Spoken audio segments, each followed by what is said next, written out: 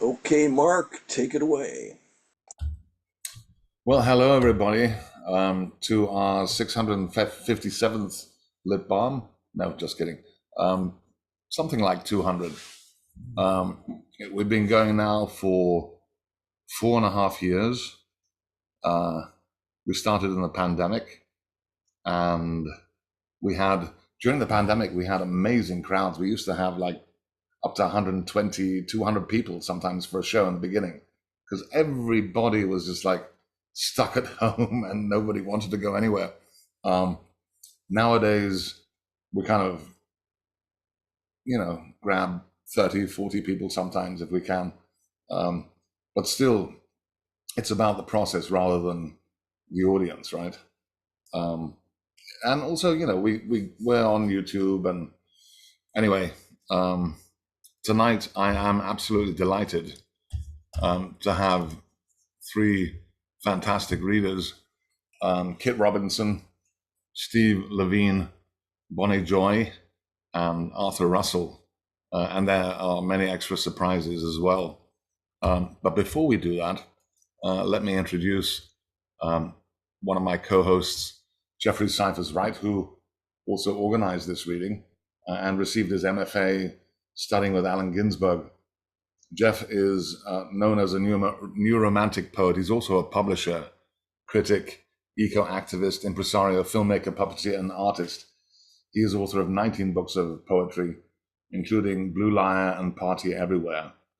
His poems have appeared in many journals, including New American Writing, the Brooklyn Rail, and the Hurricane Review. And his recent work also appears in the anthologies Best American Poetry, New York Insiders, and Contemporary Surrealist and Magical Realist Poetry.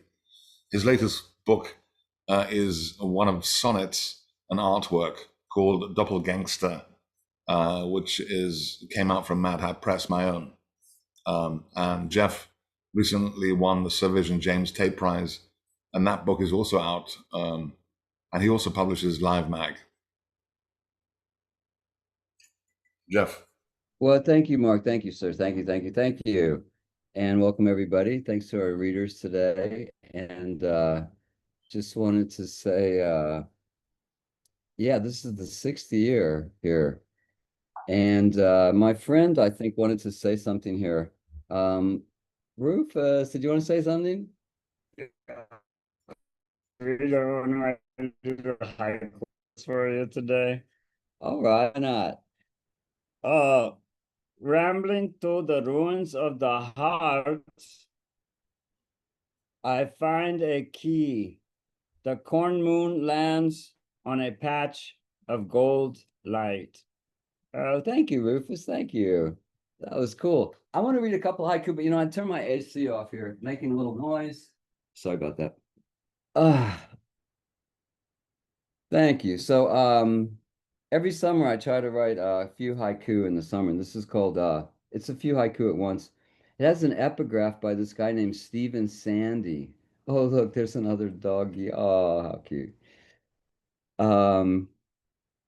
Stephen Sandy, who I didn't really know, but he had this beautiful line here. In the grain's crest, a wing flares. Yellow daylilies yell, candles in a bell jar, jarring green silence. I weep for the me who never was, the one my mother saw in me. Gateway to the stars, patience, persistence, we'll stay high on trying. Each year weaves its cloak, we spin our sable fables. New gray threads bind us. Half of devotion is reflection. I see myself in your divine eyes. There is solitude in infinity's countless waves. Everything adds up. All right, so as our tradition, I'm going to introduce our co-host, Cassandra from Down Under, and I'm having trouble with my email. let me just start talking about Cassandra. She is a prose. Oh no, I worry when he freewheels. You've won awards. You have books coming out from Princeton. You're known worldwide for your prose poems, I'll do. and That's good. you're from Melbourne, and we love you. You're the greatest host ever. Yay, Cassandra Thank Atherton. Thank thank you. you. I'm going to read a cheeky little prose poem. I was asked to write a series of prose poems on grief, and I thought I'd be subversive and I'd write on the little deaths or on orgasms instead. And I dedicated it to Nin Andrews, of course, who has done some incredible work in the field. And I'm going to read a Shakespearean themed one today that I dedicate to DeWitt because he shares my absolute obsession with Shakespearean texts. So this one's called La Petite Morte on the 18th of November, 1991 in the dressing room. She was Ophelia in her high school play, reviewed as better mad than maid. Backstage, on closing night, she invited Polonius to her dressing room. He brought the arras with him for privacy. Behind it, he pulled flowers from her hair while she undid his breeches. When he reached past the split in her dress, her head fell back and she moaned, "Hey, nonny." I would like to introduce the intrepid Mark Vincennes. Please join in if you know the bio because it's such a great bio. He is a poet, fiction writer, translator, editor, publisher, designer, multi-genre artist and musician. He's published many books of poetry, translations, and fiction, including more recently The Pearl Diver of Irunmani, The King of Prussia is Drunk on Stars, The Mayfly Codex, and the recently released Spells for the Wicked with Unlikely Books.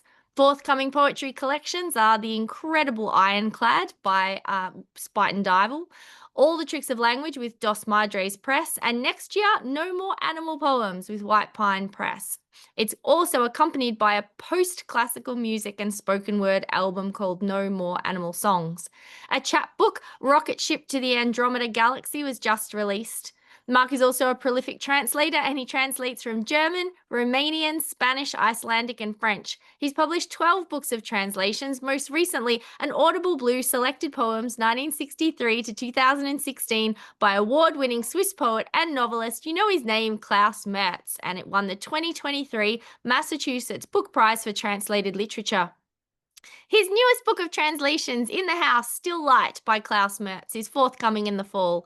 His own work has been translated into many languages, including Japanese, Chinese, Russian, French, Italian, Spanish, Romanian, Greek, German, and Icelandic. He is currently working on a novel entitled The Age of Occasions.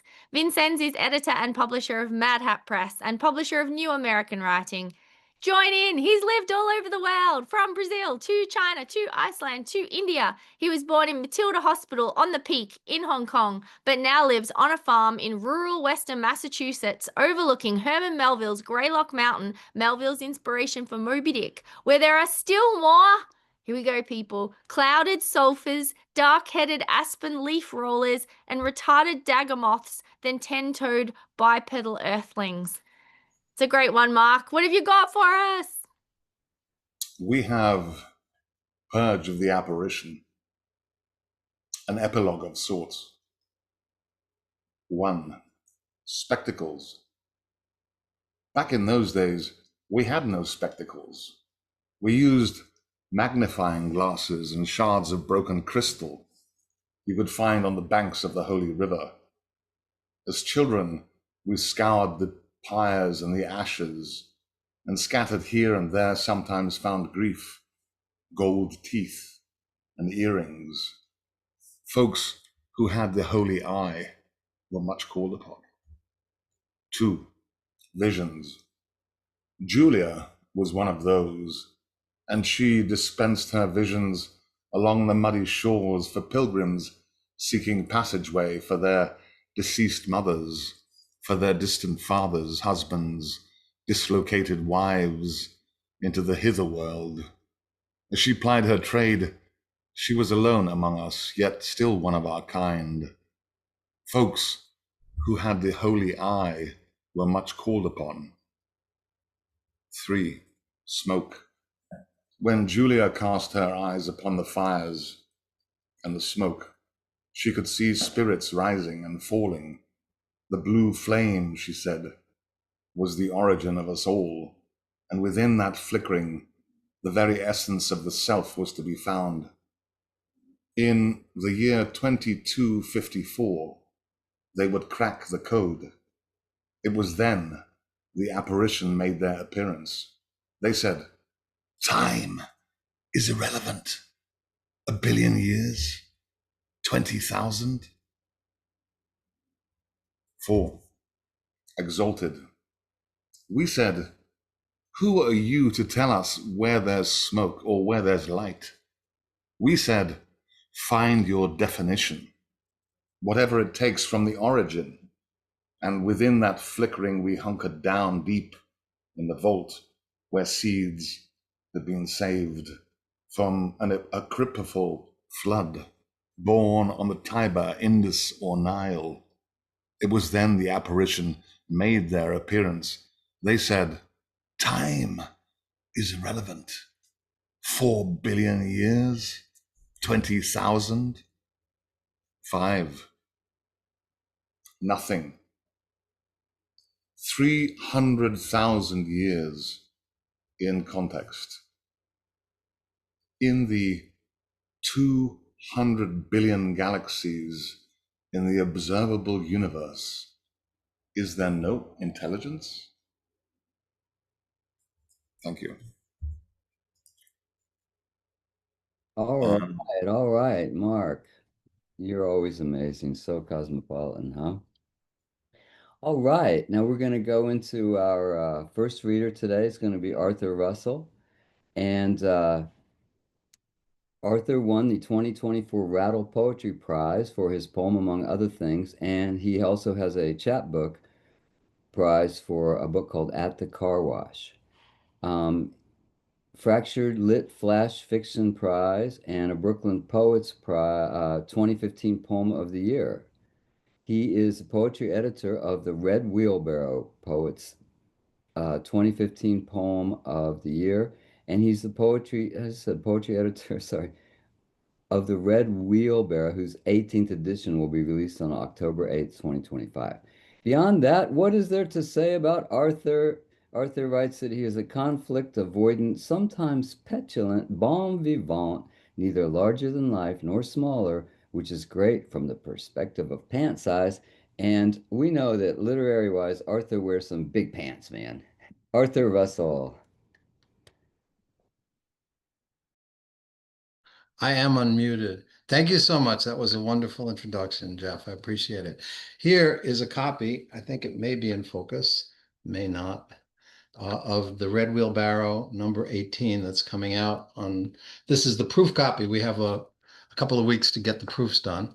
I'm also promoting Amanda Quaid's book. Sorry about the lack of focus, but Amanda Quaid put out a book that won an award in England, and it's called No Obvious Distress. It's a kind of a verse memoir about cancer. And the third book I'm promoting today is Frank Rubino's Frank's Lunch Service. Frank is one of the editors of the Red Wheelbarrow as well, and this book just came out from Lithic Press. I have 3 poems for you today, and they're all, maybe it's because it's the first week of school, they're all somewhat childhood related. The first one is called March 23rd, 1970, a Saturday, after bowling at the Midwood Lanes on Coney Island Avenue. Eric Nussbaum, Russell Reef, and I went for pizza at Newkirk Plaza and watched the pizza guy wielding his pizza peel to shuffle his various pizzas, front to back and upper to lower, with the smell of heat and olive oil coming richly to our faces as he swung the narrow oven doors open to pinch one by the crust, rotate and return it to mature in there, then close the door and laid his peel on the oven top. He turned to face us, mid-sized boys with quarters in our sweaty palms, and his hard face made a hard nod that meant, "What do you want?" And I looked at the black hairs on his forearms from under his white short-sleeved shirt, and the black pores in his nose, and his glimmersome black eyes and eyebrows, and the black brush of his black hair, and I was afraid, when suddenly a mask appeared in front of his face, hovering there.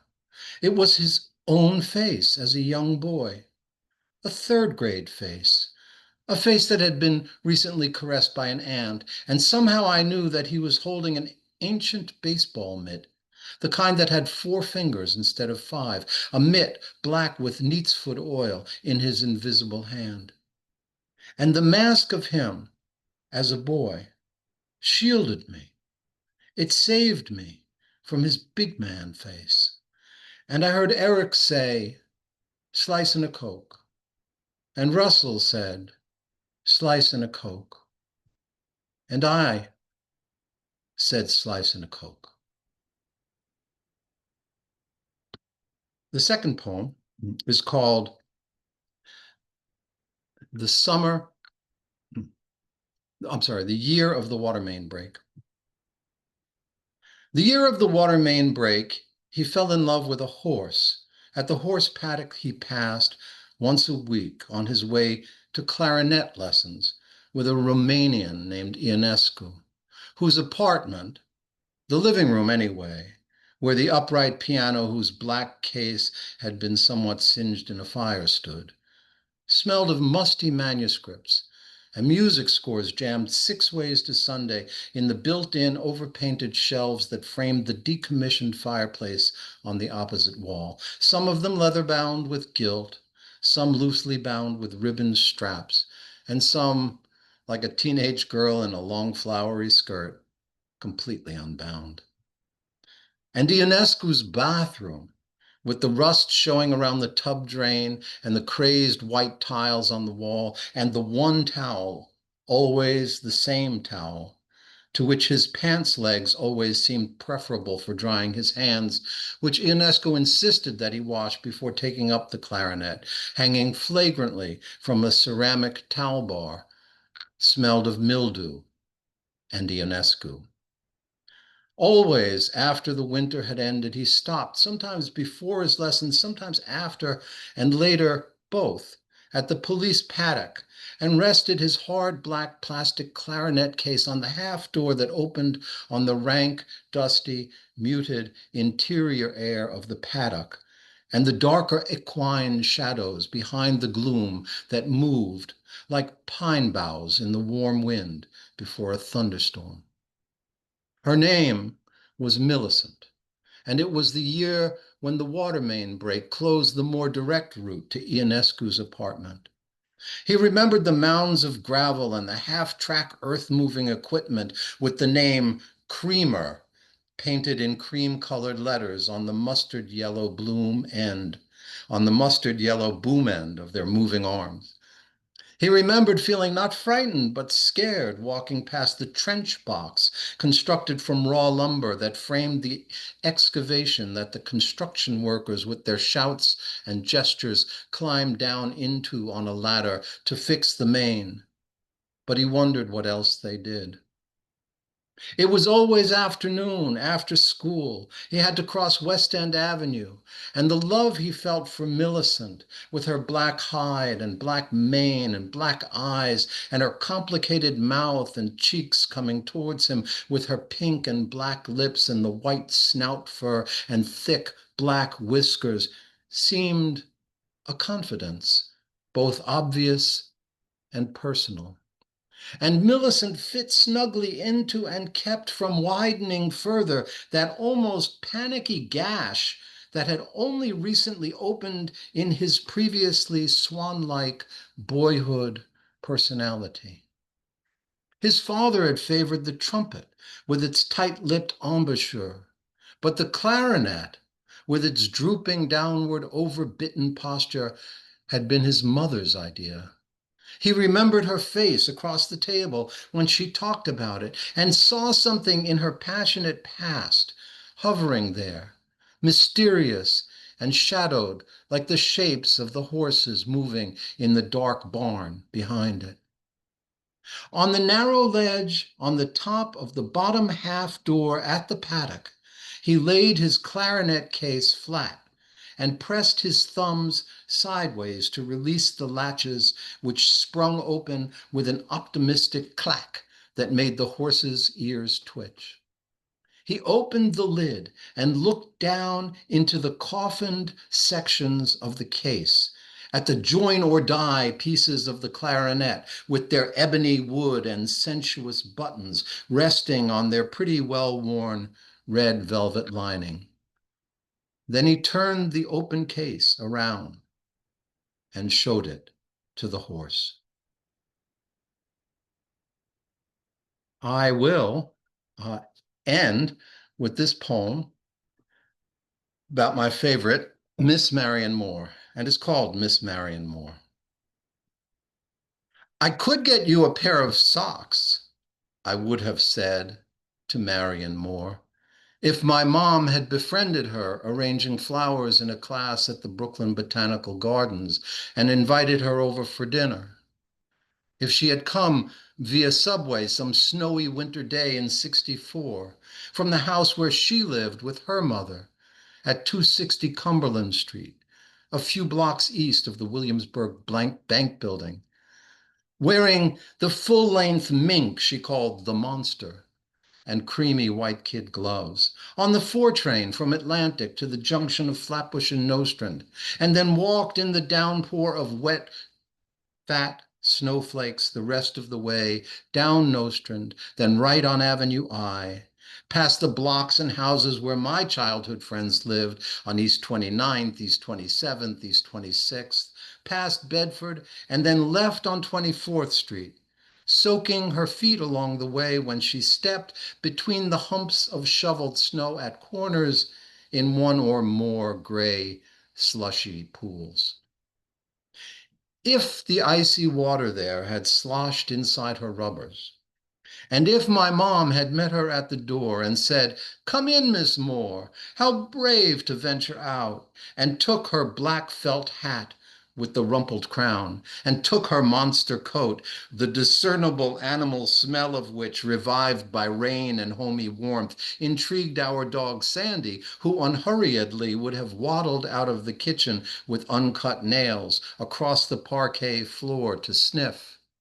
And if my mom, ignoring that, had pulled the pale blue woolen scarf just halfway up the fur coat sleeve and hung them up, and if Miss Moore had sat down on the bottom step and hiked the skirt of her long black dress to take her shoes and rubbers off, and if I had been standing there, just leaning on the newel post, waiting to be noticed while she unlaced her slender, manly wingtips and wiggled the toes of her long white feet, the seams of her untorn nylons very straight across the gnarly knucks of her big toes, and looked up at me, an 8-year-old, still taller as she sat there than she was, and if, as she was looking up at me and down that long white nose of hers, her owl eyes lit, she'd smiled with her old lady teeth like saws to say, "Hello," I would have said it then. I could get you a pair of socks. And if I had, and she had said, "How nice, and what's your name?" I would have said, "I'm Arthur. I'm a poet, just like you." Though she might not have heard me because I might have half swallowed my words, embarrassed as I sprung and leapt, immediate as light, behind her up the stairs to get a pair of socks for her. And the ones that I would pick, beyond a doubt, were loosely woven, thick gray yarn with a wide red border at the top. The socks I liked to wear when I was sick and stuck in bed. My favorites, nothing less. And if I had, and then came down, and Miss Moore was waiting for me with the sweating, clinking gin and tonic Mom would make her in her hand, so she needed help from me to put them on, I would have used the techniques instructed by my father I had learned. Not to drag a sock on by its cuff, but rather dig thumbs in, then gather up the calf and heel till all of it was ruched along my thumbs, and then unfurl those pleats from toe to instep, overarch and underheel, brushing her ankles with my thumbnails along the way while she observed me, while Miss Moore observed me with her smiling owl eyes lit, and frankly helped a little by flexing and pointing at the most propitious times. And when I'd done and patted her foot to say, all done, as my mom had done for me, then I could say forever that I had knelt at the feet of Miss Marion Moore and dressed her in the socks I liked to wear when I was sick. Thank you. Thank you, Arthur. And who doesn't like to be dressed in socks? So we are now delighted to hear from Boni Joi, who's a writer, editor, and ESL teacher. Boni's poems have appeared in Big Hammer Maintenant, Paris Lit Up, This Broken Shore, The Outlaw Review, and 33 Checklist by House am Gern in Biel, Switzerland. Boni's first collection of poetry, Before, During, or After Rainstorms, was published in 2012. Boni her current projects include a memoir about finding her birth family and an original Salem witch and conquistador, and also several scripts for a streaming series. Welcome, Boni.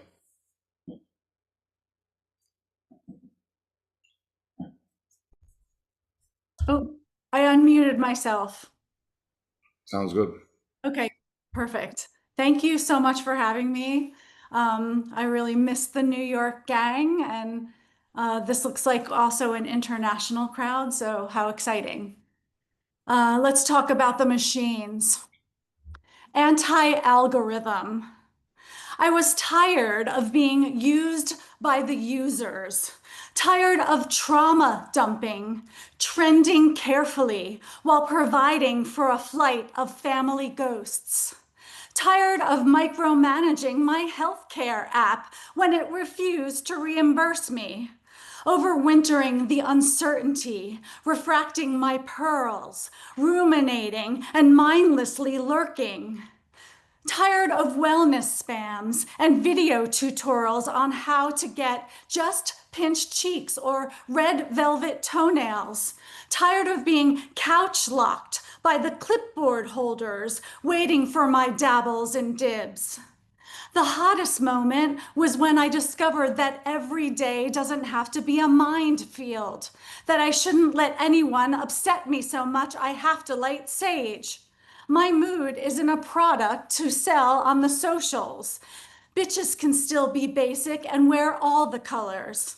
Once I did nothing and became friends with myself.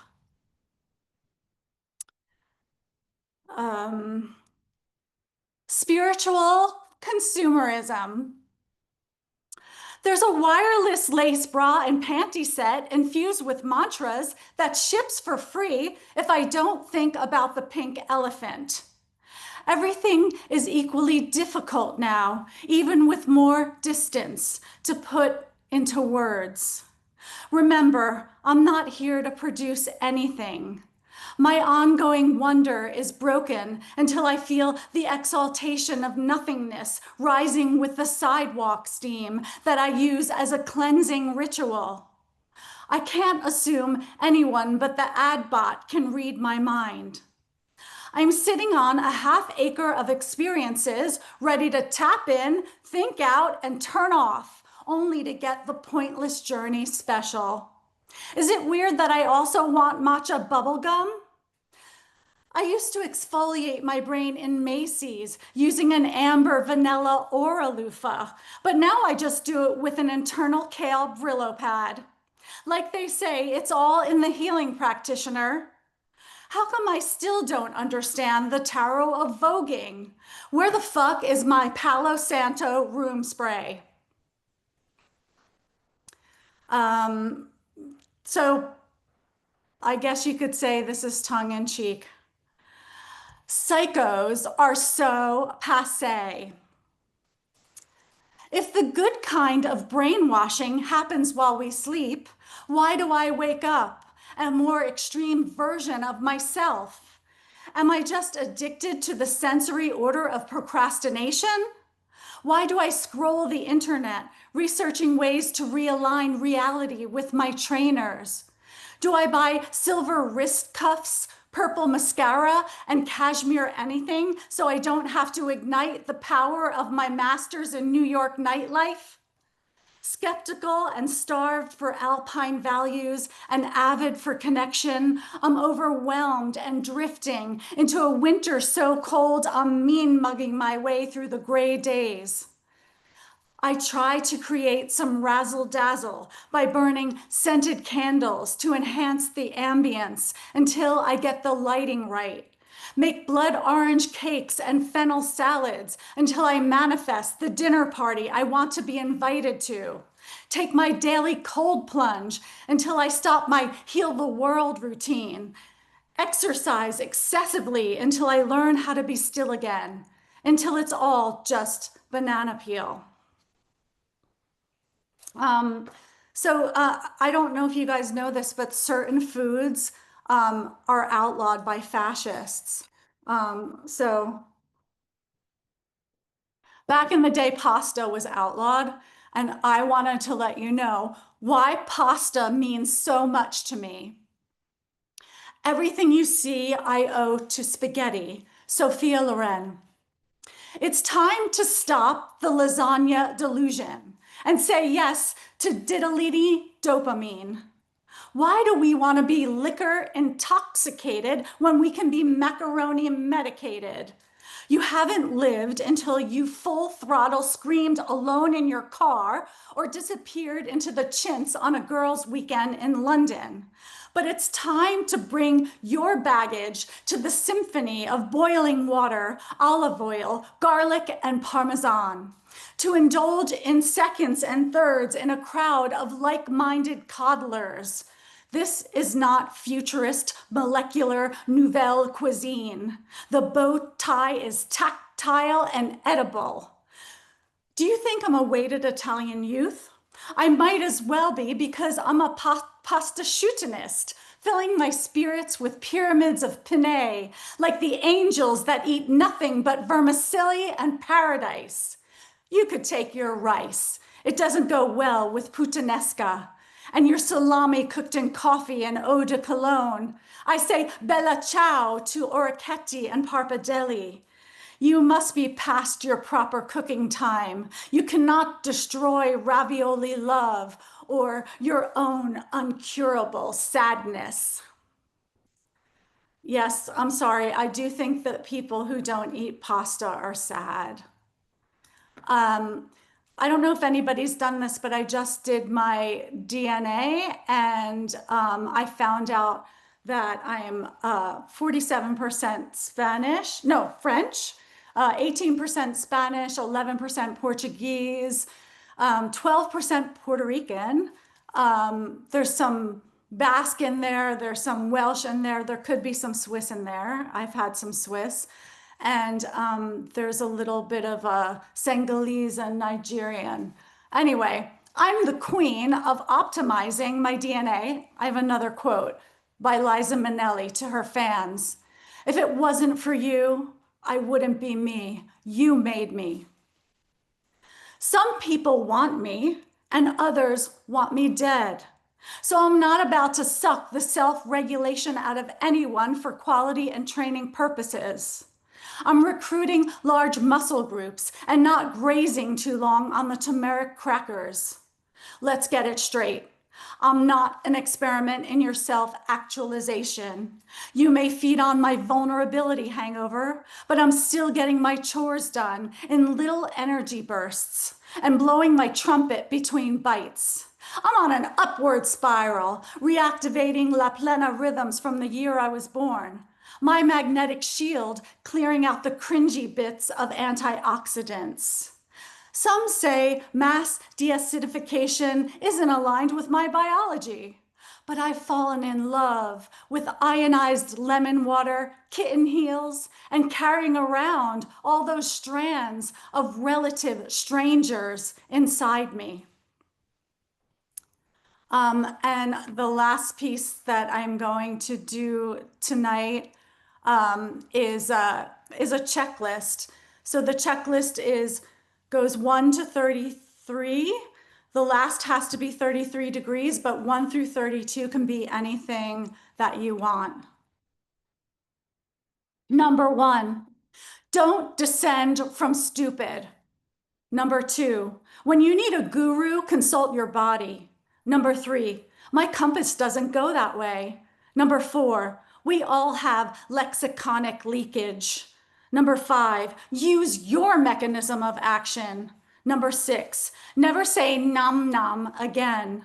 Number 7, is health a luxury product now?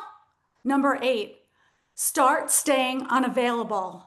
Number 9, in Paris, you need a cafe in the sun. In Rome, the shade. Number 10, I thought you'd like some Victorian humor. Number 11, would you let someone that has no mind change yours? Number 12, there's nothing like a giant rock to remind us how old we are. Number 13, authentic effort is silent. Number 14, did I consent to my ideas being fed to the machine? Number 15, at such heights, you may think you're normal. Number 16, anyone with an aura would not put up with that. Number 17, looking for people who are thinking. Number 18, life hack, ask for extra sauce. Number 19, and other dubious remedies online. 20, we know plastics are in our bodies, but what are they doing? Number 21, every rudeness has its flavor. 22, I'm just an antenna. 23, exhausted by unsolicited body commentary. 24, backlogged bricolages. 25, am I saying no to dopamine? 26, intermittent explosive disorder. 27, it depends on how the sky feels. 28, everything in there looked like cardboard, even the food. 29, I'm in my spiritual knick-knack era. 30, no to mindless hype bots that agree with my delulu. 31, quantum woo-woo hawkers. 32, skills before pills. 33 degrees. Thank you. Wow, what a tour de force there. Oh my gosh, Bonnie. The backlog bricolages. What beautiful language you wove in there. But I did note a hint of sarcasm. You're a regular psychic prognosis. Oops. And I love your background too. It looks like a movie set, like a piece of film, actually. Thanks. All right. Napkins from Catherine Taylor. Cocktail napkins that say things on them. Oh, wonderful. All right. That's Boni Joi from Lucerne. All right. Next, it's my pleasure to introduce an old friend who actually published my first book with his press called Remember, I Did This For You, Steve Levine. Steve is a poet whose writing is primarily collected in, whoops, I just lost it. Sorry, here it is. A beautiful book called A Blue Tongue. He's also in 3 numbers with Jim Henson and Pure Notations from Toothpaste Press, and The Cycles of Heaven, and 2 and 4, another book from Coffee House Press. Steve's work can also be found in numerous anthologies and magazines, and keep an eye out for a new work called In the Hall of Arms, There Is No Legroom, forthcoming from Idiosyncratic and Epigrammatic. Let's hear it, Steve Levine. Oh, me? You can hear me, right? Yeah, you're on. Okay, all right.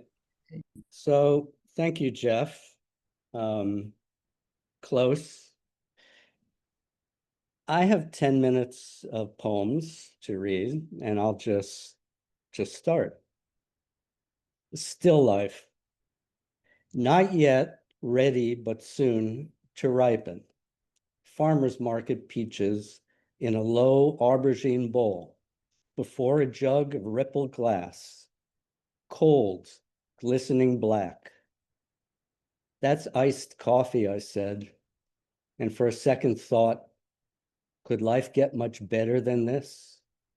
I mean, short of a plague-free existence, a peaceable kingdom, a healthy infusion of many, many dollars into my meager, depleted accounts.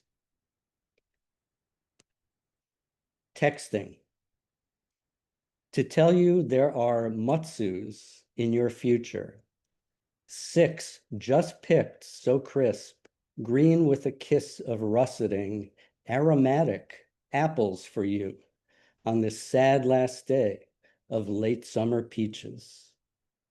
Ah, sweet peaches, we mourn their passing, impermanent, abbreviated life. It's pretty wrenching. Yet the mutsus await you. Got some Jupiter and Mars grapes too. I can't wait till you taste them. They are plumb out of this world. Rhyming. Changing the sheets this Sunday. A bittersweet discovery. These panties, now washed freshly. I believe they are yours, 100% sure. I'd never wear orange, and they're definitely too dainty. Just saying. If I had a time machine, I'd go way back to Century 21, department store, and pick up the white version of the black, lightweight Theory short sleeve shirt with double button flap breast pockets. Got it on now, love it so much, that I passed on long ago because I thought it was maybe too see-through. Then I'd kill Hitler. Wingding. I didn't really suggest we call our monthly meetings wingdings, just simply said I'd written the word, which had come to me reeling straight out of the proverbial blue in my calendar. Even so, Cliff was dead set against it. Bob cracked up. Ed defined it. Wild, lively, lavish party. Barbara remained mum. Greg was absent, 5-hour opera. And Maggie, maybe amused, expressed no serious objection at all. The poet who set his hat on fire.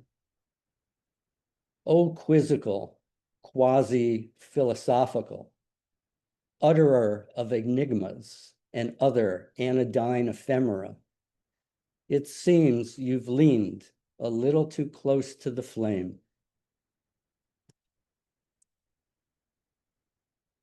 Blast from the past.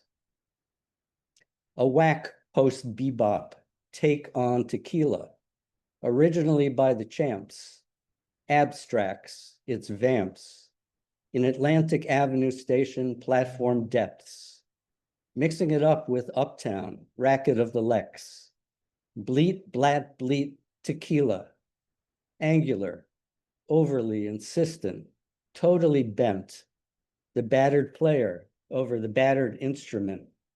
There's an open case for change.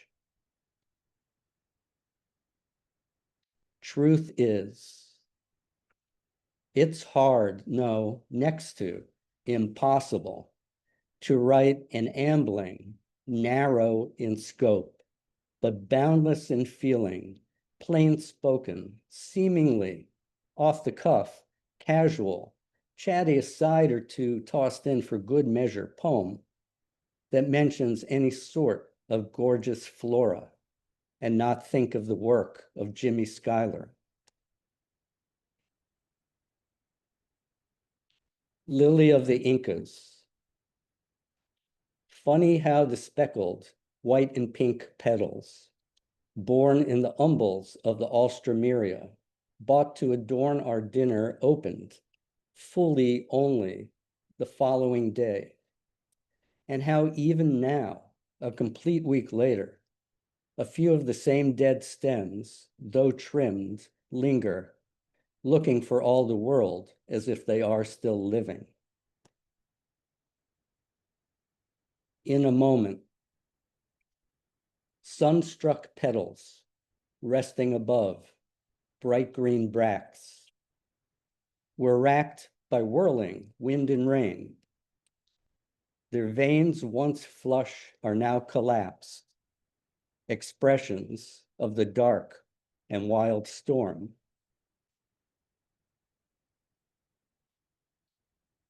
To my beautiful enthusiast, unwittingly, the way deep water moves, thoughts of the darkness departed.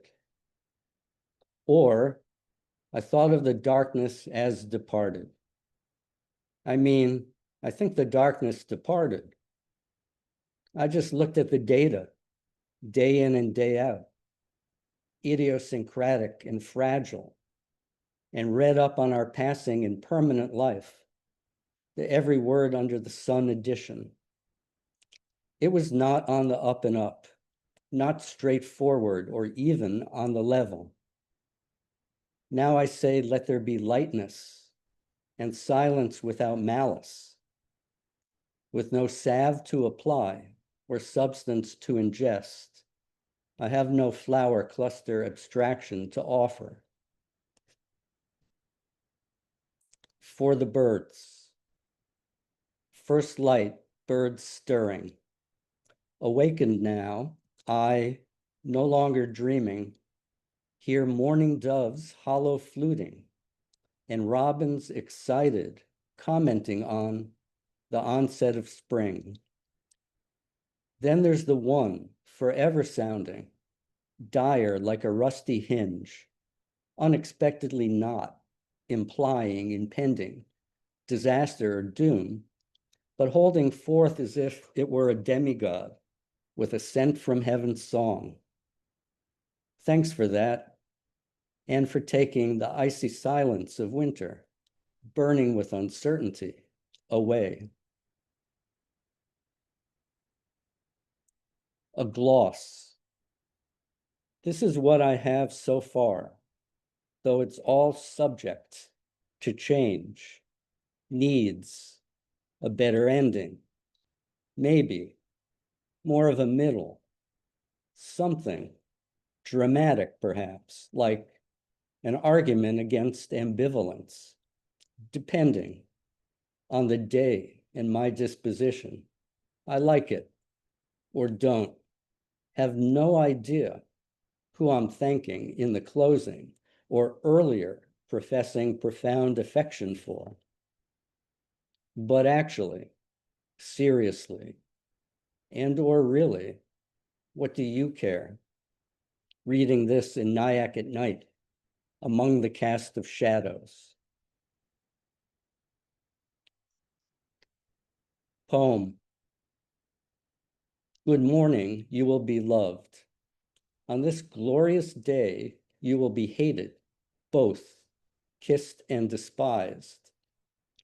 Good morning, bright steps rising to brownstone buildings, colorful individuals angling down them toward the train. Sadly, heedlessly, or in inspired reckless ecstasy, on this glorious day, you will love, you will hate, both kiss and despise. The grotesque beauty, the radiantly ugly, the genius or the just plain foolish and goofy. Good morning all.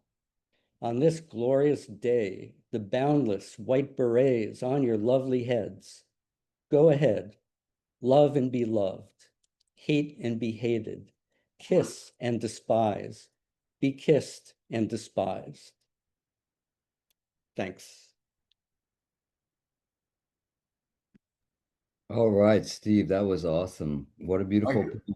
Whitman-esque. Thank you, Steve.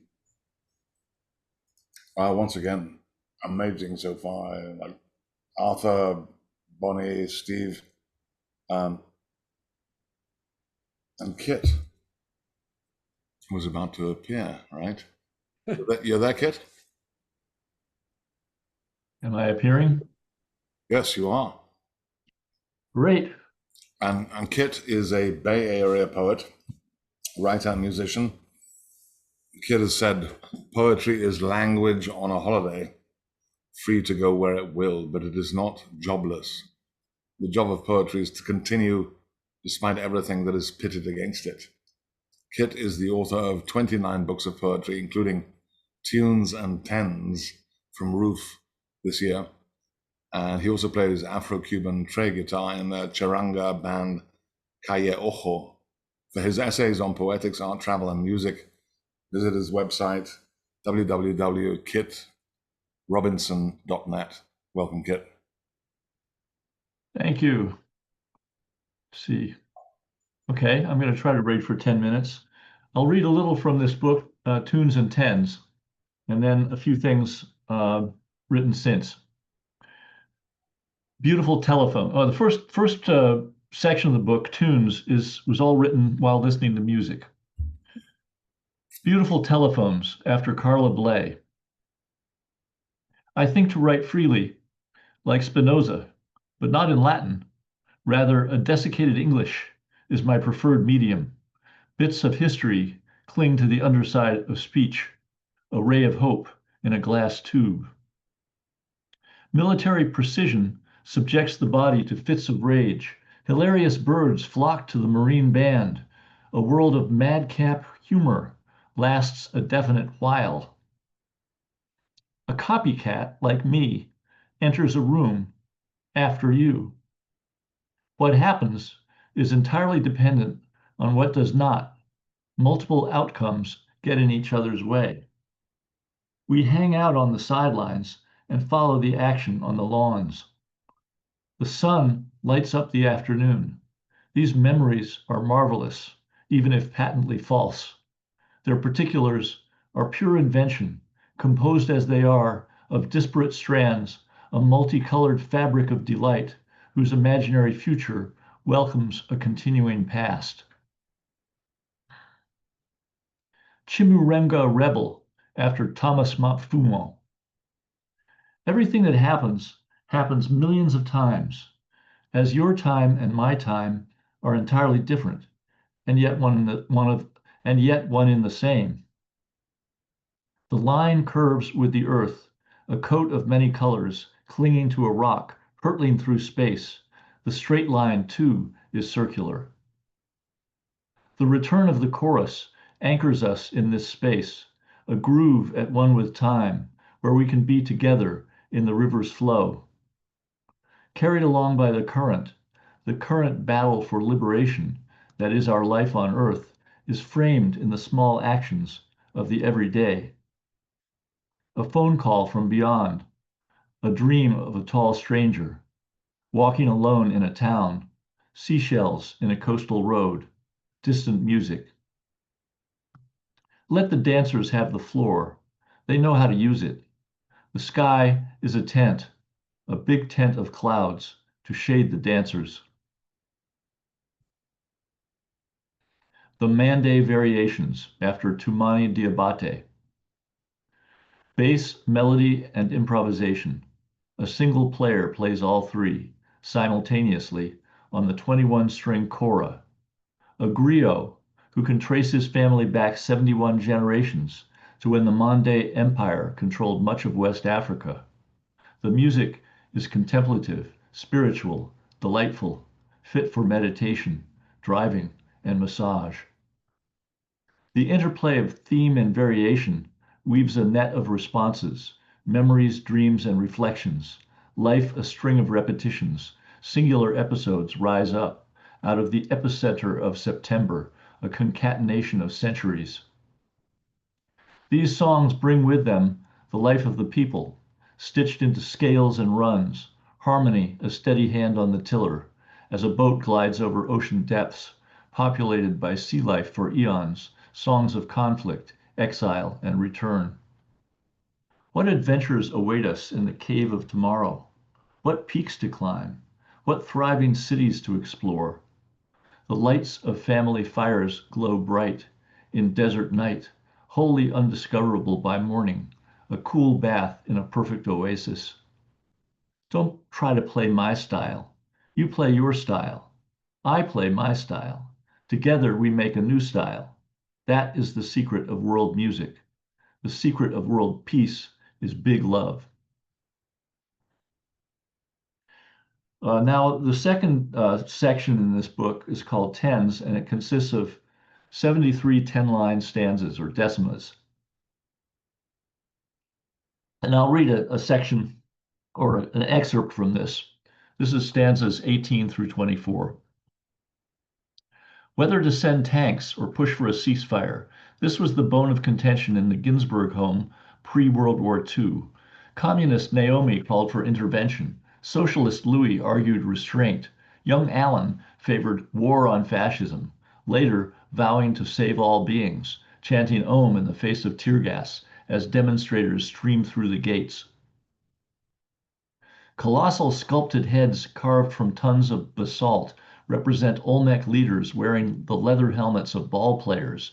An inscribed staircase built at Yashilan to honor Bird Jaguar the Great, who kicks a huge rubber ball containing the body of his rival, Jeweled Skull, the central feature of a carved lintel on a nearby temple. Wars are contests of injury. Anyone killed or disfigured remains so, even if largely theatrical, as in Homeric-style warfare, where heroes taunted, jeered, and occasionally threw javelins or shot arrows at one another. Sovereignty, bureaucracy, and politics, types of domination grounded respectively in the use of violence, knowledge, and charisma, form the three-legged stool of the state. Politicians on both sides have hoodwinked their people. Now all must suffer. How many people can this world hold? A woman holding a child, a man holding another man in contempt, a child climbing over a pile of rubble, regional conflict, rumors of war, pulse of big city vibration. Who wreaked havoc on the hospital? They both did. Impossible to assign blame in the fog of war. All my ancient car mechanics couldn't put the van back on the road. Tone rows file out of the sensorium to the beat of the timing chain. Diplomacy must play catch up to grim truth in the absence of time. Back to where history begins, news of warring tribes, overlapping demographics, conflicting reports, the wave of the future, mixed blood harmonics up the neck of the bass, all beings safe, all beings free.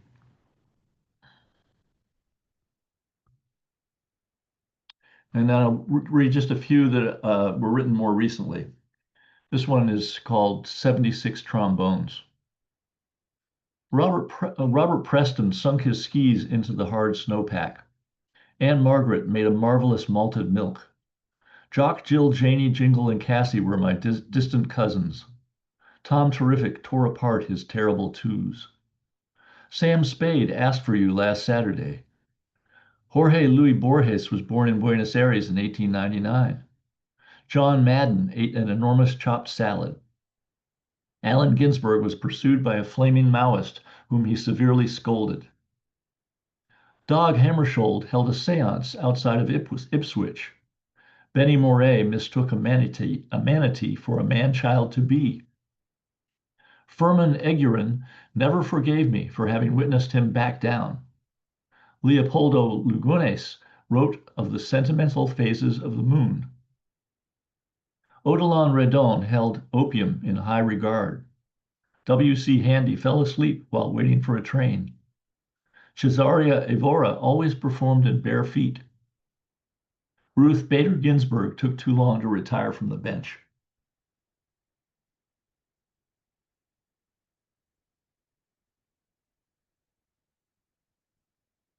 Kelsey Plum scored 35 points in her debut, a WNBA record. Isaac Dinison wrote Out of Africa on the back of a racing form. Alonzo Lonnie Johnson was known for his suave delivery tinged with humor and melancholy. Alfred Hitchcock appeared as an extra in many of his films.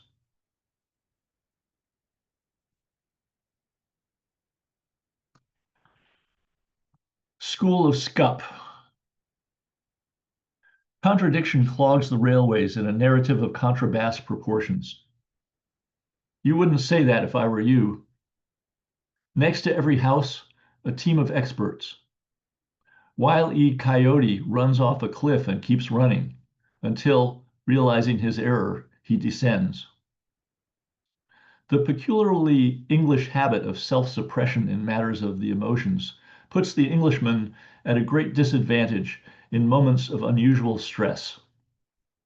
Today in the USA is a day that will live in infamy. One congresswoman was sobbing as she left the House. Ford Maddox Ford referred to the Conservative Party as the stupid party. This poem is part zealous screed, part screen door. There is a break in the action on the street below. We pause to observe a woolly mammoth stuck in a tar pit. The evil that men do lives after them. The good is oft interred with their bones. And this last one is called Time Was. Time was you flipped burgers, washed dishes, drove cab, handled mail, demolished offices, taught kids, wrote copy, snapped photos, got along. You built memories, not knowing what was next. In the end, your story was one of improvisation, not planning. A series of spur-of-the-moment decisions, actions taken out of a sense of adventure or survival, whichever came first, a motive to your madness, a path through head and heart. That's it.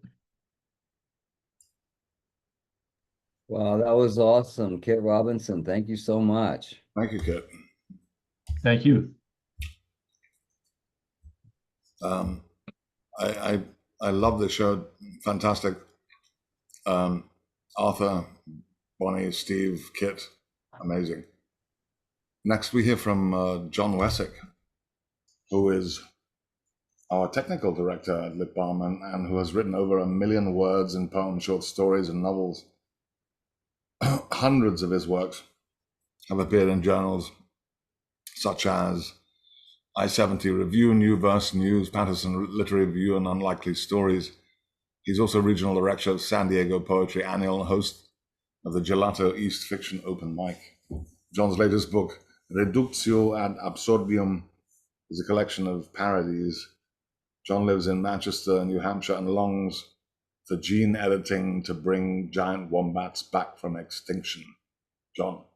Thank you, Mark. You know, there's some sort of rule that every TV detective has to have a daughter so she can get kidnapped. Well, this is a parody of that. It's called Pill Bottle Legacy, and I'll read the opening to it, and then I'll paste the link to where you can read the rest of it in the chat. I scrolled through the profit and loss from business menu to enter deductions. It was April 14th, and a warm spell had melted last week's blizzard into a muddy quagmire that would dissuade any tech billionaire from launching a Cybertruck blitzkrieg. As usual, I left my income taxes until the last minute. Schedule C asked for my Hyundai's yearly mileage, so I searched the pile of papers until I found a smudged oil change receipt from 2011. I trudged down the stairs to the parking lot to get my current odometer reading. 197,533 miles, I repeated as I climbed the stairs because I'd forgotten to bring a pen. 197,533. When I saw the woman in my office, I forgot about standard mileage rates, depreciation, and cost accounting. She wore a police uniform and was looking at the wreckage of Moore's pill bottle investigations, receipts spilling out of the file cabinet. Her biceps were big as watermelons, her eyes were blueberries floating on cups of mashed potatoes, and her hair was the color of squash, the yellow kind, not that green stuff. Daddy! She crushed me in a bear hug and lifted me off the ground. My name is Nebula, and I'm your daughter. You just get bailed out? Lieutenant Filefolder asked. Waiting for my long-lost daughter. I scratched the seat of my pants, gone soggy from sitting on the police station steps. Officer Nebula Decisis were having lunch. Yeah, father'll do anything to protect his little girl. File folder held his fedora over his heart. If you ever need a waterboard or ex-boyfriend or poison or sexist boss with radioactive polonium, the department's got your back.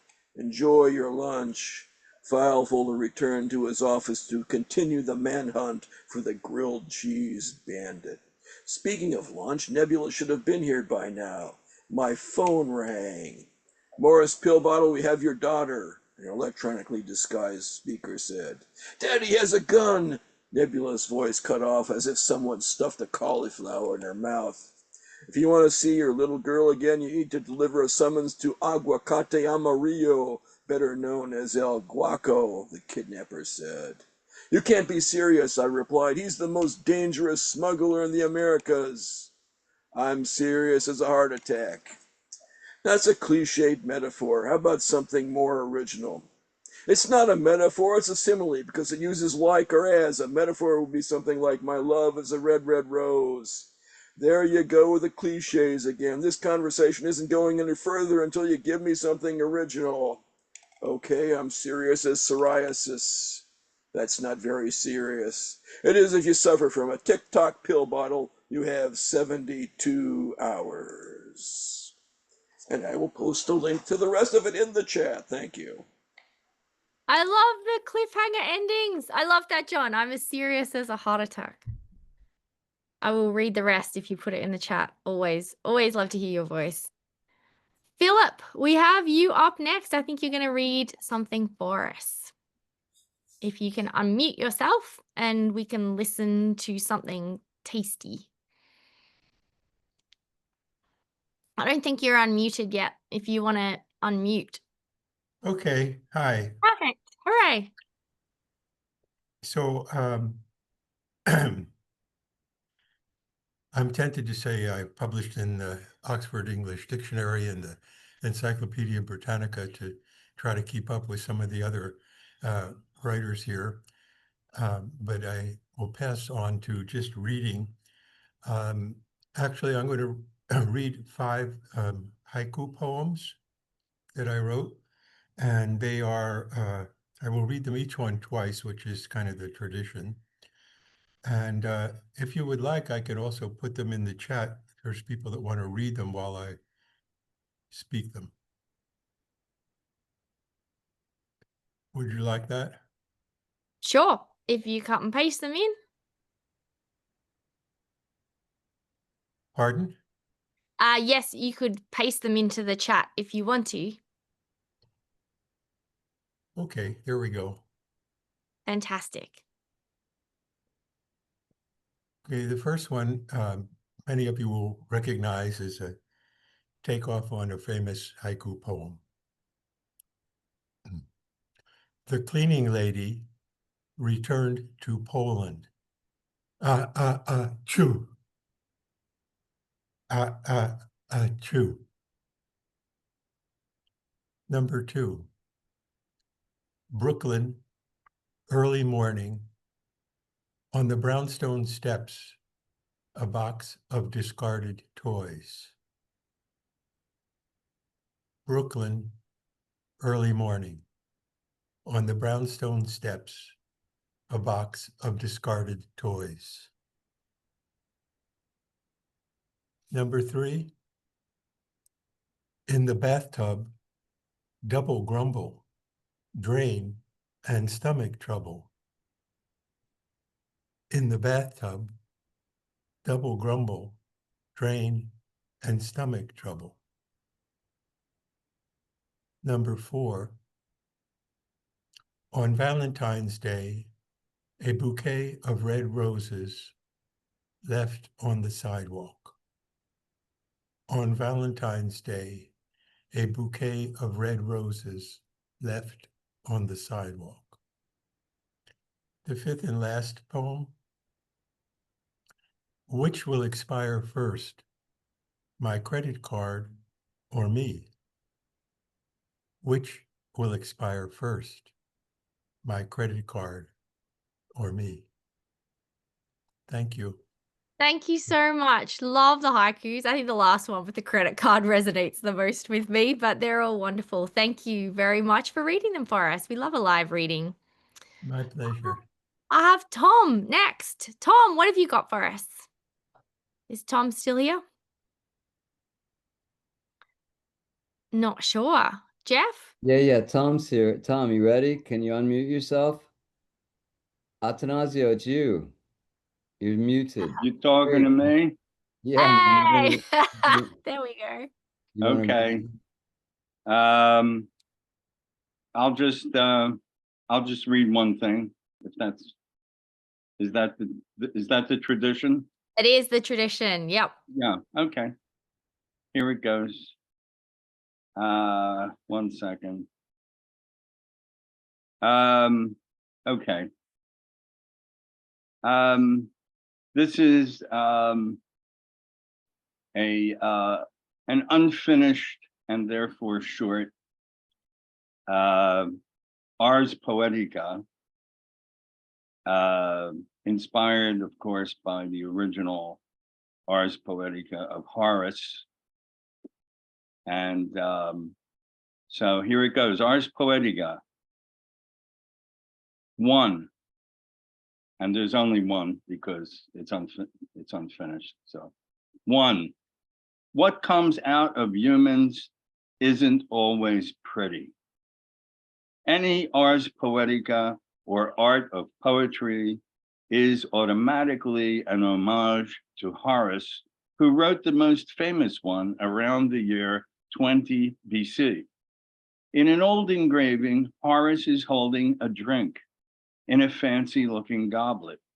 He has a satisfied look on his face. Large vases stand on either side of him, spittoons perhaps, for getting rid of superfluous thoughts when it is not possible to follow Aristotle's advice of sneezing. But why should a poem be any better than sputum or snot? Wild West gunslingers were my poetic heroes. They were the only ones with their guns, their whiskeys, and their spittoons, saying poetic things such as, "Here's mud in your eye," before raising, like Horace, a drink to their lips. Like the wide open spaces of the Wild West, the poem should be commodious, even when it does not seem so at first glance. A good poet knows how to make a poem that, like the TARDIS in Doctor Who, is much roomier on the inside than it appears to be on the outside. That's as far as I got. Wow, we love it. We love a bit of fragmented Ars Poetica. We don't often get Horace and Aristotle alongside Wild West gunslingers on open mic, but we're there, and I love it. Thank you so much. I hope you keep going with. Thank you. Where it may lead. Who knows who else will be will make an appearance in there. I didn't ask Vicky at the beginning, but I usually put Vicky into the open. Vicky, are you up for it today? Excellent! Yay! Vicky, what do you got? It's such a pleasure. This is something called marketing material. The granite moorland known as Bodmin Moor, covered with a range of purple, ochre and green heathers, is home to many legends. In one of them, an enormous gerbil, known locally as the Beast of Bodmin Moor, steals up on allotments and frightens the carrots half to death. The army have tried to track this terrifying marauder, so far without luck. Many ghosts haunt the area. There are at least 3 land surveyors, either unlucky in love or thwarted professionally, who wander parts of the moor, wailing as they measure the ground and wringing their hands in a pitiful display of misery. People worry about these ghosts meeting and, in effect, haunting each other. It doesn't bear thinking about. The most dramatic legend, however, concerns the headless chicken, who has been seen by many, mostly elderly residents, as it runs around in circles shrieking, in spite of the loss of its vocal tract, "You're next, you're next, you're next." A very distressing, if not traumatizing, experience for the geriatric population. Nevertheless, Bodmin Moor will always be a prime tourist magnet for a certain type of person. Thank you. Thank you so much. That's our Vicky and her enormous gerbils and menagerie. Thank you so much. We love having you. Thank you. Next, we have the one and only DeWitt, and I've asked him to read something for us this week. DeWitt. Okay, a replay. Replay. This is called Advice for Midlife Daughter and Son. Asked for life advice.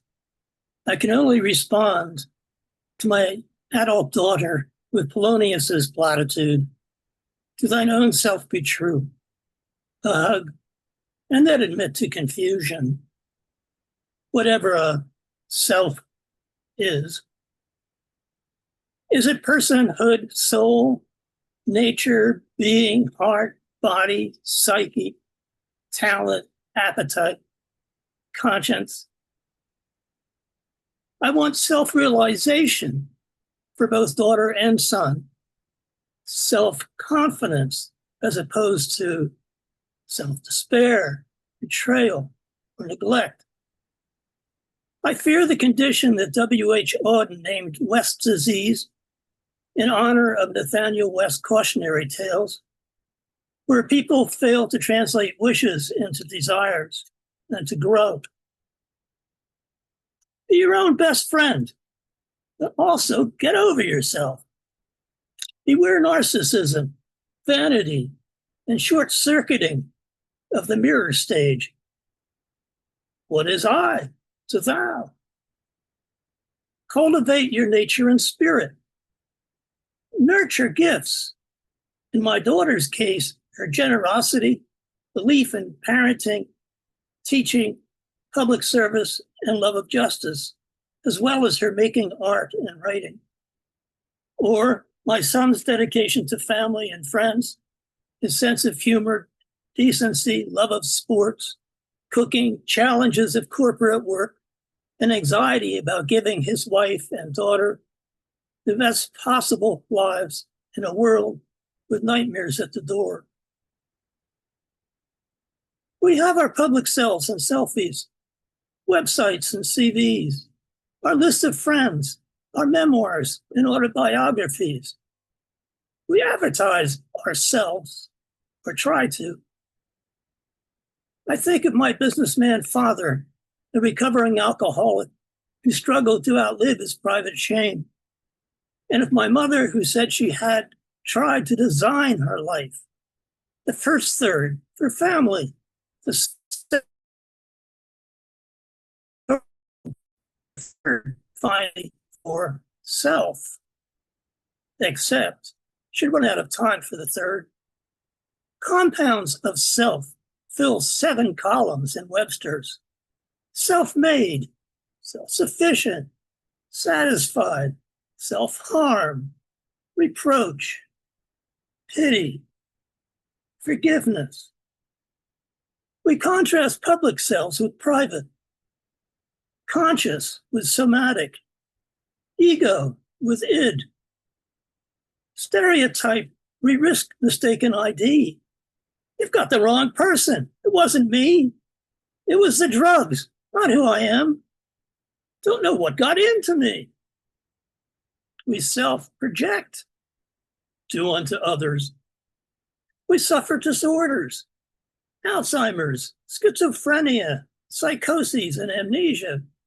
We suffer breakdowns and depression, seek to escape or dull pain, lose ourselves to addictions, to temporary escapes and reliefs, need warnings, company, and help, others we can trust. Think of Lear's inner storm. Oh, let me not go mad. I am more sinned against than sinning. Or, feminists ask, is daughter's cruelty a payback for abuse? So what's your story? Othello's is revised by Iago, who refuses to wear heart on sleeve or offer motives. What you know, you know. Othello, meanwhile, delivers self-judgment as one who loved not wisely, but too well. Hamlet's story is left for Horatio to tell, for fear that others might degrade his cause. Learn from your mistakes. Win your life by losing it. Take roads less traveled by. Be all that you can be. Heed young Keats and his veil of soul-making, or Plato with his daemon revealed by becoming. Individuals join in human chain. Blind Borges saw Shakespeare as no one at all, as was Borges himself to himself. I love this poem so much, not just because Polonius is in it, but it is intertextuality at its finest. So many fabulous lines. Thank you. And you have a very debonair hairdo today, DeWitt. Excellent. Cindy cannot be here with us today, so I've got a quick one from Cindy, and then, of course, we'll have our final word from Bob. So this is called Inner Life with Sabotage by Cindy Hockman. And you can just pretend I'm reading from her living room. This poem will be intentionally vague. Candle wicks flicker, chemicals misfire, crossed wires refuse to untangle. Sometimes I slip into something less comfortable. Carousel horses and streetlights make me weep deeply. My handsome father's death has turned into stilted breath. My benevolent brother's death is still caught in my throat. Everyone gives me flowers to fill the fissure between limbs and loss, and I bury them under layers of what? Nothing but my undoing. A startled and startling voice tells me to go even deeper than this. Onyx and obsidian wrestle it out with a chest full of white diamonds. Frankly, my dear, I've had enough of dancing through the murk with my not-so-better angels. Excuse me while I remove this battering ram from my solar plexus. Let me open my palms to the hazy sunshine. I promise I will stop shaking soon. And that is from our dear Cindy Hockman. I cannot read it in her incredible accent. You'll have to put up with my flat Australian vowel sounds, but you get the idea. And we always finish the open with Bob because he's so wise and so unpredictable, and we never know what's going on in the kitchen. Bob, what do we got? Okay. A new information piece. Information. An essay about the use of bicycles in zombie movies. The way it was enlarged to provide an explanation for the oak trees. What they think is meaning, only an accident of counting. We love you, Bob. No one does it like Bob. Any new information is always welcome in the open. We just soak it in. Mark and Jeff, back to you two. Well, September 20, we have the Mercurius Show, a UK journal of the surreal and absurd, where we will hear from Vic Shirley, Tom Helm, Marcus Sillick, and Ben Nipodazzani. But to close off today, I've got a little something which is called, and considering we are now changing the name of the Department of Defense to Department of War, this is called Insert Raptor Here. They wanted to say we're beautiful killing machines in beautiful killing fields, or through the scrubby woodland until we reach the pudgy pixies in the forest. They wanted us to say we drive market fluctuations and never quite know when to bottom out. They wanted us to say they wanted to get a panda into this poem. Instead, we inserted something else, something mildly terrifying. Imagine. It descends from up high, way above the clouds, or a brief flicker in your retinal lens, and suddenly it falls. You hear it whoop, the scratching molecules of air, and you know that sound. You're a warm-blooded creature, after all. Then that slow whoop down the tunnel, that last outburst of despair, then you're nearly there, admiring that exquisite mother of pearl inlay in the more common pearly gates, but well-crafted lacquer work on the doorframe. Instead, we'd rather say nothing at all. But isn't that always the way when you're put under heavy pressure? Thank you, everyone. Wonderful night. Lots of love, lots of poetry with you. Peace. Thanks, See you Mark. next Thank you, time. Sandra, John, all our wonderful readers. Peace.